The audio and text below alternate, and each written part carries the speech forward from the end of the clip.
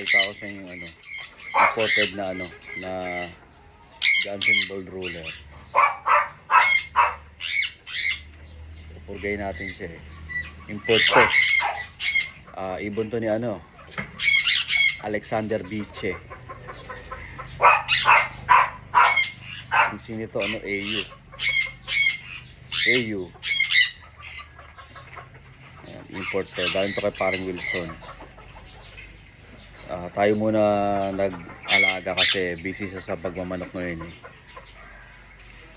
Napakagandang ibon Johnson Bold Ruler import from US. Ang ganda ng hipon, napakalaki ng puro balikat siya. So yan. Tapos tinignan ko yung ibon na Bold Ruler sa internet kay Alexander Biche. Mukhang kamukha talaga to. Mukhang kamukha talaga yun. Pearl eye. Gandang ibon, grabe. Si Big Nose, yung Big Nose. Mukhang kamukha nito. Ayan. Napagandang ibon. Pupurgay natin ulit siya. Tapos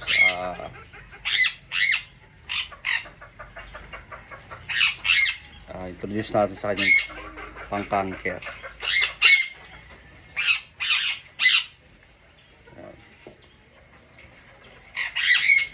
Papasok natin sa ibon natin to. Kailangan kasi natin na mabilis eh. So ito, para makondisyon siya yan. Napagandang ibon. Search nyo yung si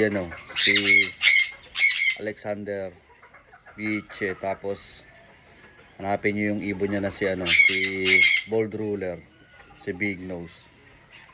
Kamukha to. Johnson Bold Ruler.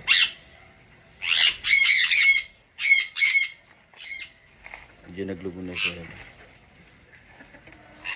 Napagandang ibon. Tapos nakita ko yung mandirig malop pa yun. Bibilis sa mga ibon. Siya rin nata. Nasa ibang bansa din. Meron siya nito. Tapos sinek ko din. Ang ganda. Mukha ni light check. Tapos yung pearl eye din. Tapos mismong mukha. Itsura. Isang hubog lang. Mas matanda lang yun. Kasi ito ba to?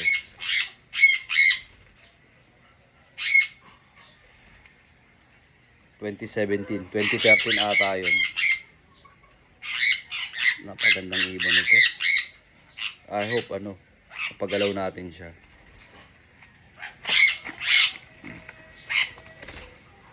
Laki na katawan, hirap hawakan mo ng isa eh.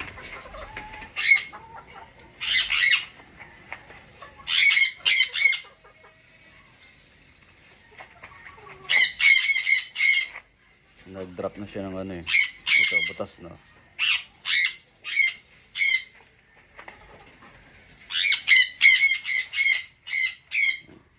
One pintail.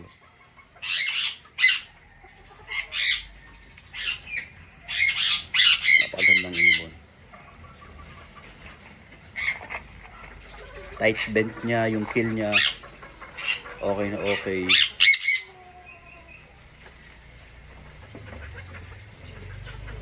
Tapos yung etong sa loob ng siya nanginginig. Malakas talaga. Nanginginig, lakas nanginig Babibrate talaga eh. Ramdam mo eh. Half inch yung niya, yung angat niya from primary to secondary. 1 inch yung angat niya. Ng primary.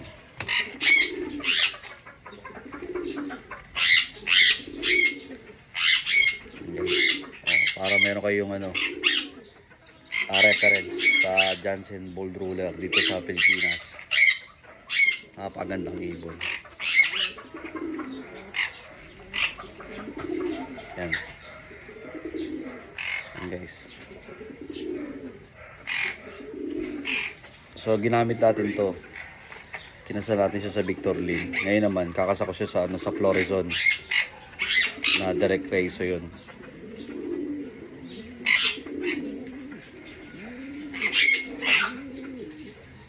Yan ang Johnson Bolt Roller guys. Nasa pangangalaga ako to ngayon.